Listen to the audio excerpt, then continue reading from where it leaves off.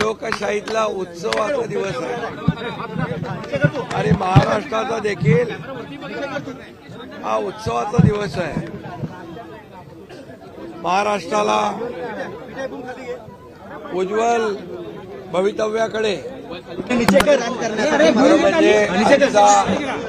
आजचा दिवस हा लोकशाहीतला उत्सव आणि महाराष्ट्राचा देखील हा उत्सवाचा दिवस आहे। महाराष्ट्राला उज्ज्वल भवितव्याकडे आणि महाराष्ट्राला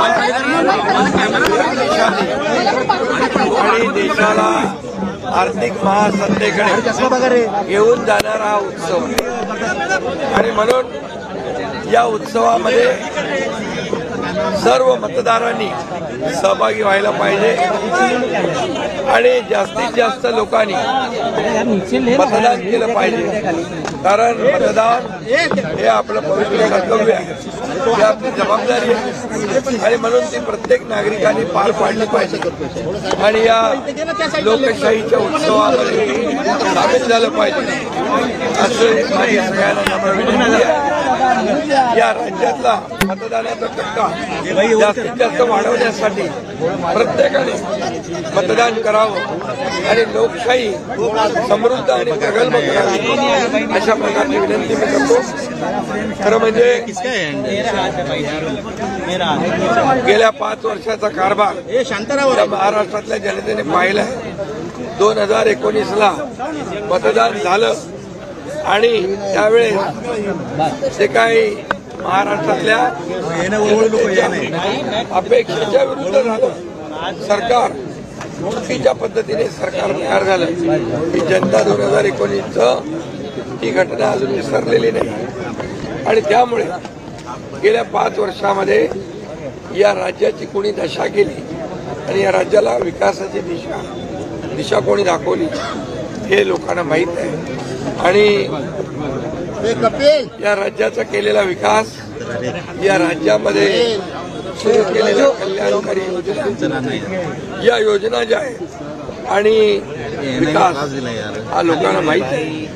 मुख्यमंत्री माझी लाडकी बहीण योजनेसारखी अनेक प्रकारच्या डिटेलमध्ये जात नाही, परंतु अनेक योजना या सर्वसामान्य लाडक्या बहिणींसाठी, लाडक्या भावांसाठी, लाडक्या शेतकऱ्यांसाठी, लाडक्या कामगारांसाठी, लाडक्या ज्येष्ठांसाठी आम्ही केल्या आणि नक्कीच आम्हाला समाधान आहे की गेल्या 5 वर्षामध्ये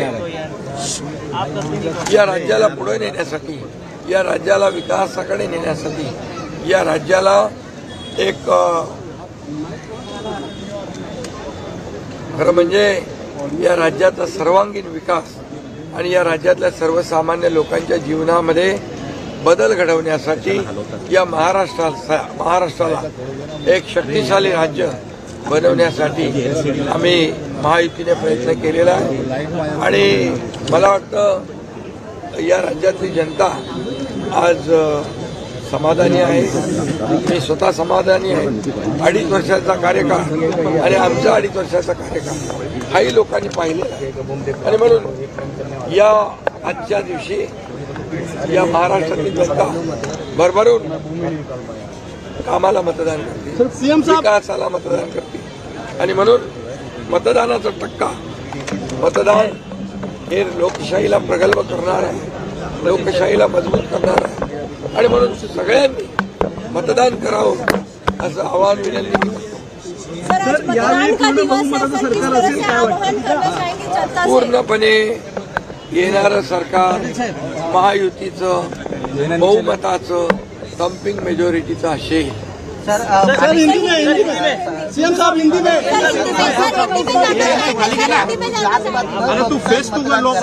म्हणून आम्ही विकासाला प्राधान्य दिलं, कल्याणकारी योजनांना प्राधान्य दिलं।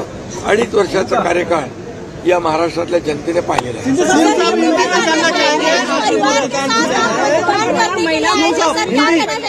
आज बहुत ही लोकशाही का एक पवित्र दिन है, ये उत्सव है, ये लोकशाही को समृद्ध और मजबूत करने वाला उत्सव है। इसमें सभी ने मिलकर इस उत्सव में सहभागी होना चाहिए, सभी ने वोट करना चाहिए, क्योंकि ये महाराष्ट्र को शक्तिशाली बनाएगा, देश की अर्थव्यवस्था को मजबूत बनाएगा। इसलिए आज का दिन बहुत ही महत्वपूर्ण है। ये मतदान सभी लोग करें और हमारी लोकशाही समृद्ध करें, प्रगल्भ करें, मजबूत करें। और पिछले 5 साल का कारोबार लोगों ने देखा है। 2019 में क्या हुआ था लोग आज भूले नहीं है।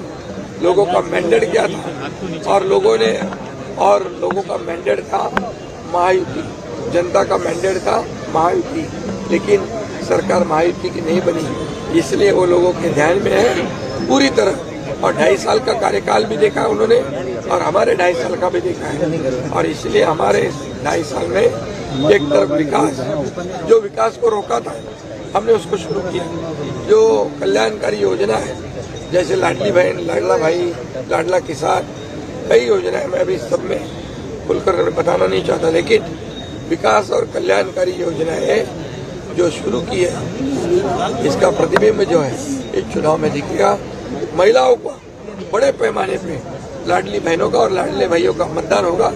और मैं सभी से गुजारिश करता हूँ, लोकशाही में वोटिंग होना चाहिए, ये हमारा अधिकार है, हमारी जिम्मेदारी है, वो हमने बखूबी निभानी चाहिए।